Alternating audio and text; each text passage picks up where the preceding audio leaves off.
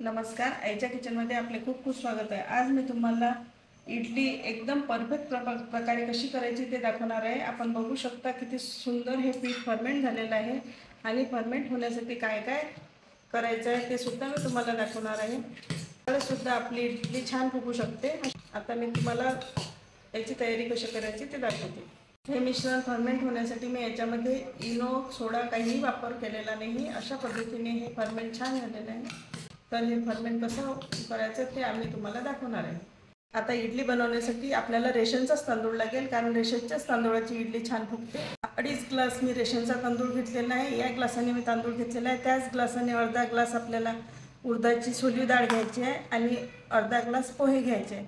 हे पूर्ण साहित्य मी याच्यामध्ये मिक्स करणार आहे आणि हे आपल्याला स्वच्छ 2-3 पाण्याने धुवून घ्यायचं आहे आणि एकत्रच भिजत घालायचं आहे। हे सुद्धा आपल्याला फर्मेंट व्हायला मदत करते। एकत्र भिजत घातल्यामुळे आणि एकत्र बारीक केल्यामुळे ते छान मिक्स होते आणि फर्मेंट सुद्धा छान होते। ते 4 पाण्याने हे मिश्रण मी स्वच्छ धुवून घेतलेलं आहे आणि याच्यामध्ये पाणी घालून आता 4 तासासाठी हे भिजत ठेवणार आहे।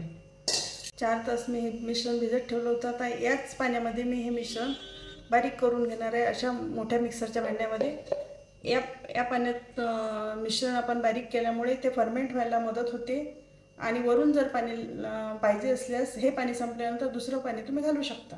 याच्यामध्ये मी आता 2 चमचे साखर घालून घेणार आहे। साखरेमुळे याला चवसुद्धा छान येते आणि फर्मेंट व्हायलासुद्धा मदत होते आणि चवीनुसार आत्ताच मी याच्यामध्ये मीठसुद्धा घालून घेणार आहे।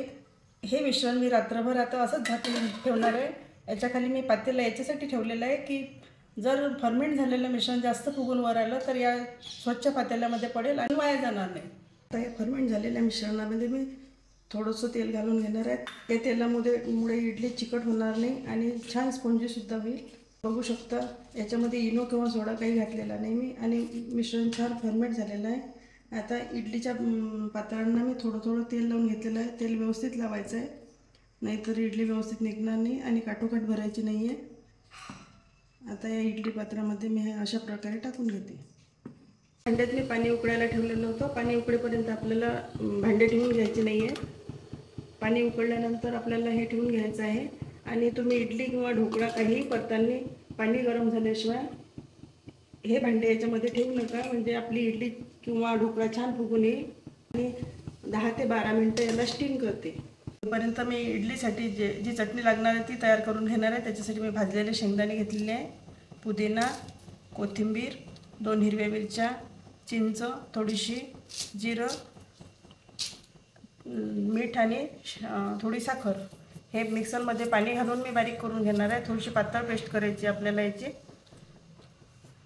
मी चटणीसाठी फोडणी करणार आहे। त्याच्यामध्ये मोहरी, जिरं, लाल मिरच्या 2 आणि कढीपत्ता।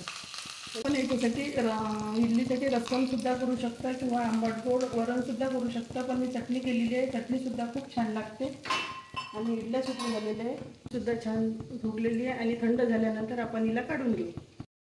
आता इडली थंड झालेली आहे, मी काढून घेते। अशा पद्धतीने चाकूच्या सहाय्याने मोकळी करून घ्यायची।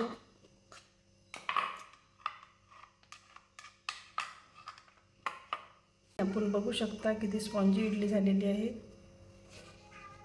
किंवा सोडा न वापरता अशा पद्धतीने माझी स्पॉन्जी इडली तयार झालेली आहे आणि आपल्याला जर व्हिडिओ आवडला तर लाईक, शेअर आणि सबस्क्राईब करायला विसरू नका। धन्यवाद।